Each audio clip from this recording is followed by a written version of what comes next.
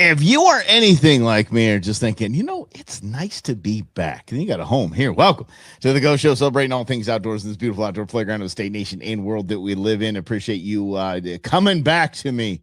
Come back to me. No, it's not a song. It's not a song, is it? Come back to no. What is it? What am I thinking of? Oh, yes, Jungle Book. Trust in me. Oh, that was dicey as a kid watching that. Yeah. What was Mowgli? Is that the kid's name? Yeah. Getting all just walking on the snake, and the snake's making steps as he's sleepwalking. He gets in a trance with his eyes. Woo! That's dicey. Dude, Disney had no chill back in the day, man. Disney had none. The worst is, and I digress. The worst is Bugs Bunny. If you want to watch Looney Tunes and just how absolutely off the rails they were, there's no way in hell they could play that stuff today. No way. I mean, they have some really freaky stuff going on Nickelodeon and Disney Channel. They just do. It's weird the more you look at it and you realize these dudes are creepy. Get away with that today. Cannot get away with what Bugs Bunny pulled off. No way. Bugs Bunny was in blackface at one point. People getting shot in the face. Elmer Fudd, for the love of God. There's everything that you shouldn't do while hunting. People getting shot in the face, him shooting him. Yosemite Sam, same thing. Like a walking, no, that wasn't really walking, a drawn, talking way to not live with a firearm.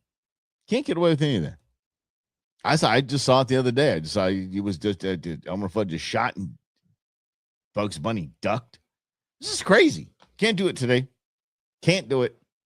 And I mean, there was no racial sensitivity back in those days. None. Everything was stereotyped. Wild.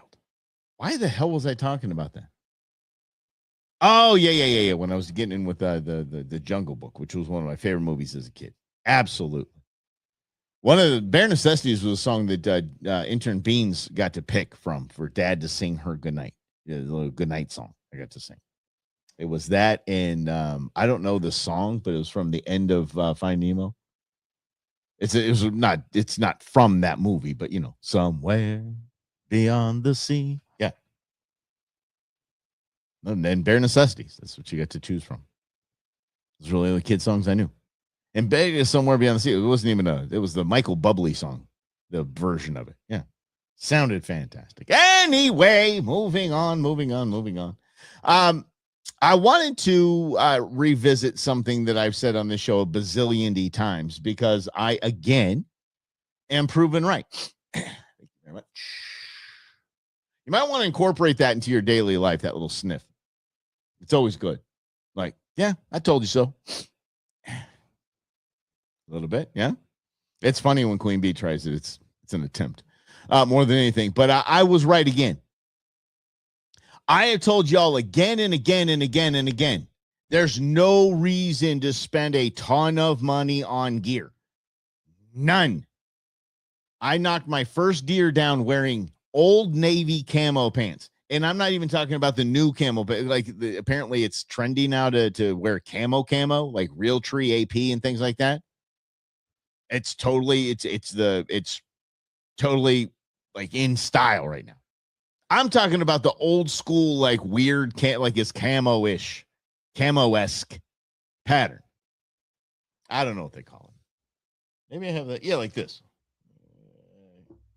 My hat just went in the trash can. Like that. Yeah. I got, hold on, get me. My new hat out of the trash can. We're putting the logo on these bad boys. Check this out. Yeah, summertime hat. Anyway. You don't need to spend a lot of money on gear. I'm losing my hats like crazy. Hold on here. I'm just going to put them on the floor. This is ridiculous. Got a bunch of new hats we're going to make here with the cool Go Show logo on a hang tag. Good gravy. Look at this. Get organized. All right. But anyway, you don't need to spend a lot of money on gear.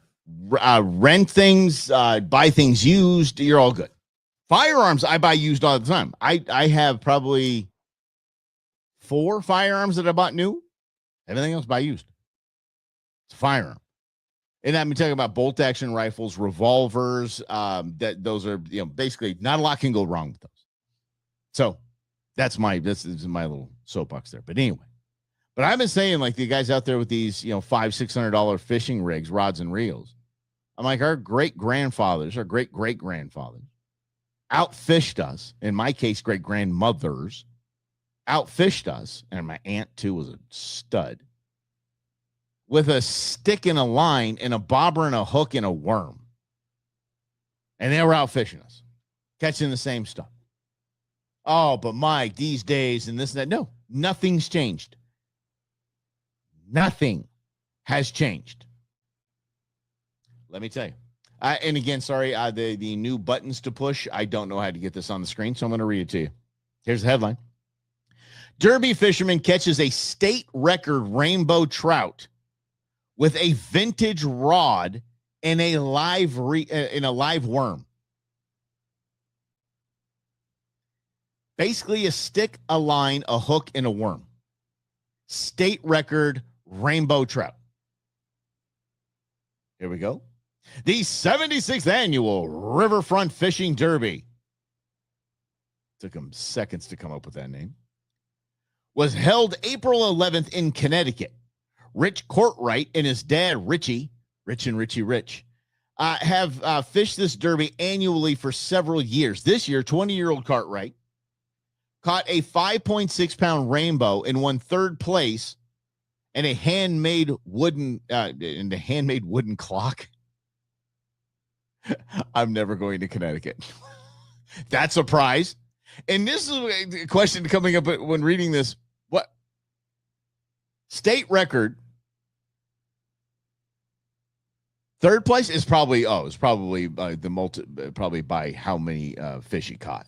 By weight, maybe not just the biggest fish. Okay, yeah. Oh, not in the derby. Okay, so but on the way home, they decided to keep fishing. Right. The two parked and walked to a stretch of river where dozens of anglers had already fished that morning. Rich and Richie, that's right, split up on the river, each going their own separate ways in search of trout. Rich fished for a while and then saw a flash of red in clear water. Quote, "That's when I called my dad and told him I was looking at a state record rainbow. I was frustrated that I couldn't catch it. Then I remembered I had some live mealworms in our truck. Using 6-pound test line," been there, done that, "Rich baited a worm on a size 8 hook with a few split shot above it, and he cast his trusty Penn spinning reel his dad had given him with a coupled with a vintage 4-foot 8-inch ultralight rod that his uncle gifted him as a kid.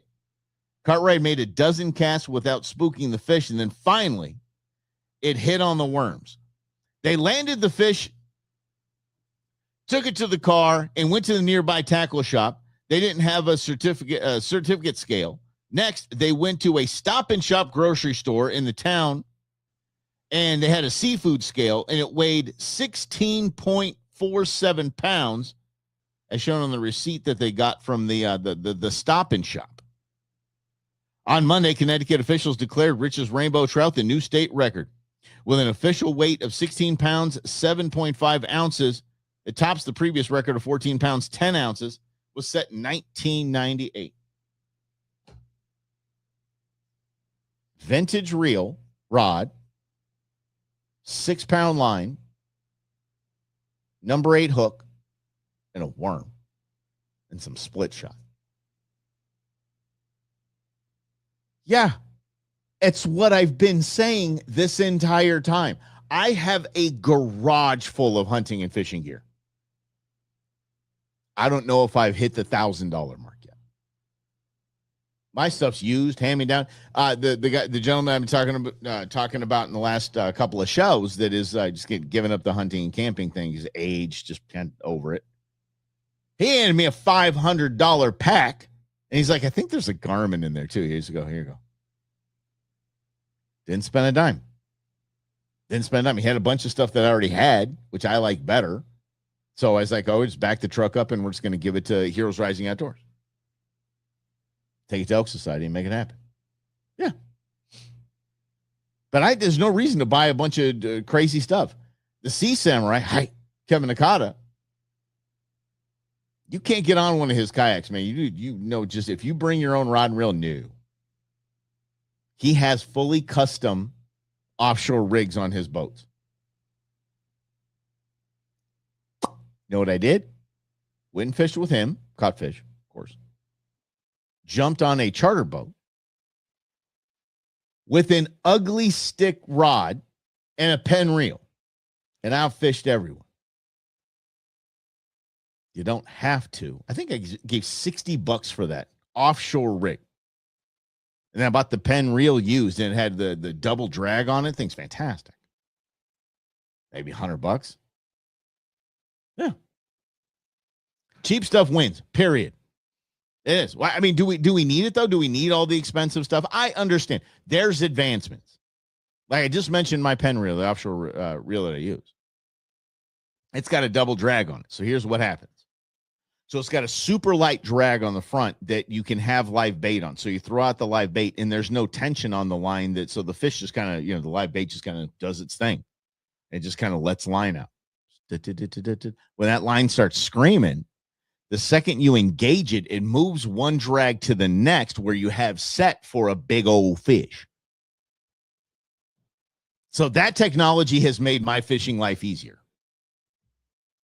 Are there people around me on these charter boats that are catching fish without that? Yep, sure are. Mine just got easier. So it wasn't an I need something, it's I want something. I wanted that kind of a rod and reel. That's what I wanted. And I slapped it on an ugly stick. Ugly stick, fantastic. Shakespeare ugly stick. I don't understand why people don't just absolutely love the sensitivity and spine on it isn't. Okay, dude, whatever. Does it catch fish? Yes. Can I catch fish on it? Yes. Does it push the line through the eyelets, and then you can just you just put a hook on it at the end? The same thing. My $60 version and your $300 version, yeah. Okay, gonna catch the same amount of fish. Love it. I think they make a good product. They're durable as hell. They're very, very durable. It's fantastic. So anyway, yeah. So but I digress. But I mean, record fish on an old line and reel. Love it. And by the way, animal behaviors haven't changed. They haven't. The instincts are still the same. They like worms. They see movement and says, give a little sniffy sniff, and then boom, down. I'm going to hit that. There was an episode of the Wicked Tuna where Marciano, I think, he said he just had one little bait, and it's a little tiny bait. No, it wasn't Marciano. It was one of the other guys. I think it was down in the Outer Banks. But anyway, all he has one little tiny bait left, and they caught a giant fish, like a 500, 600-pound fish. And he said, I told you, elephants eat peanuts. Nothing changes. The game hasn't changed. The technology doesn't change the game. What I hate in technology now, and I'm seeing it all over the place, and it's ridiculous, is these offshore rigs that they post up on the side of the boat, and it's got this big screen on it, and it just sends the bait down to the bottom. And then when they get on something, it reels it in for you.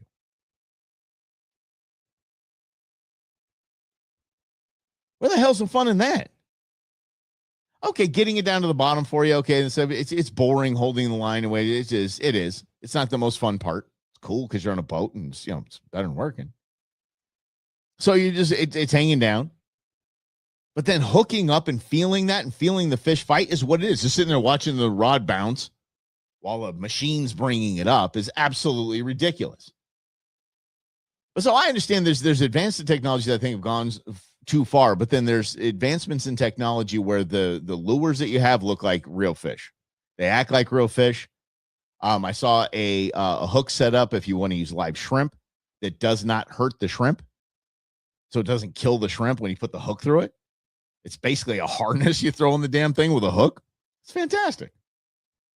I understand there's advancements, and I celebrate those advancements. But I'm not going to say that I can't go with just a chunk of shrimp and catch the same fish that's moving around and caught the one with a little harness on. It says service shrimp on the side, or guide shrimp. No, don't pet me, I'm working. Yeah. It looks like that. It seriously goes over the little damn it here and hooks onto the little damn it in the back.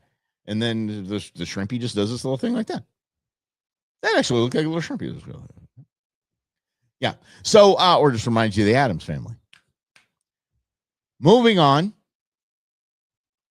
We don't need all the gear, but yes, the advancements are good. You know, better look with the lures and stuff like that. But you don't need it. Still just put a chunk of something on there. Put a hot dog on there. Send it to the bottom. You're gonna catch something. Fish doesn't change. The technology changed. We changed. Our desires changed. Our wants changed. Our needs did not change. Same with the fish. Same with little fishies. Let's move on to some weird news in the outdoor world. This is the Go Show, celebrating all things outdoors in this beautiful outdoor playground of state, nation, and world that we live in. Thank you so much for hanging out. I want to talk about REI. Used to just be REI, and now it's REI Cooperative. Yeah, they're cutting wages, cutting benefits, and cutting staff with a quickness.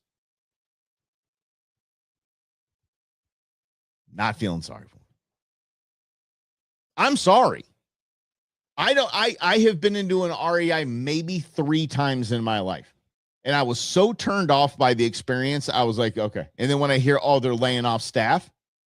So they'll find, I mean, it's retail. There's plenty of jobs out there. Go nuts. Go find another gig. I feel bad finding you lost your job, but I'm not feeling bad for REI at all.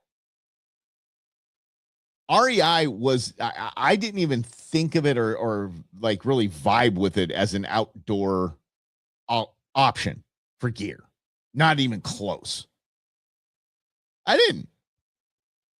I mean, I'm going to go into REI. It's pretentious as can be. I go in there and I'm paying more than I would pay anywhere else. More than Walmart, more than Amazon, more than Bass Pro.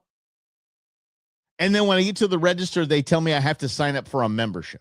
Usually, like the Costco model, if I'm paying for a membership, I'm getting a $1.99 hot dog and a drink. I'm getting a $5 giant rotisserie chicken cooked. And by the way, don't buy into that crap you're hearing online when people are like, oh, the plastic, the microplastics in the new bags and this and that. No, it's so terrible for you. Look up leaching temperature. Just look up that. Look up food grade plastic and leaching temperature. If that were happening, just so we're very clear and just in Reader's Digest version of it, if the chicken were hot enough for that plastic to leach into it, you wouldn't be able to touch it. You have 3rd-degree burns the second you grab the bag. It's absolutely ridiculous. Ridiculous. But anyway, the Costco models, if I'm paying a membership, I'm getting a good deal. I'm getting gas 50, 60 cents less than I can get it anywhere else. I'm getting chicken, hot dogs, pizza, all the free samples I want. I'm getting something. REI, it's for the privilege of you're part of the co-op. Please. Oh, REI is not doing good. There's a reason. It's self-inflicted. It just is. It's as bougie as can be. And they're not reading the room. Fine, put an REI in, I'm sure they crush it in Seattle. I'm sure they're crushing it in Portland. Because that's just bougie. Everybody rolls up with their Subaru that comes with a free kayak strap to the top. Or canoe. And they pay way too much for stuff. Their model just sucked. I'm sorry. It's not like the reason why I bring this up, it's not a reflection of our industry. It's not a reflection of the economy of the outdoors. It isn't. Things are changing. Things are getting different, especially in the space that I'm in the volunteer space, in the nonprofit space. Whew.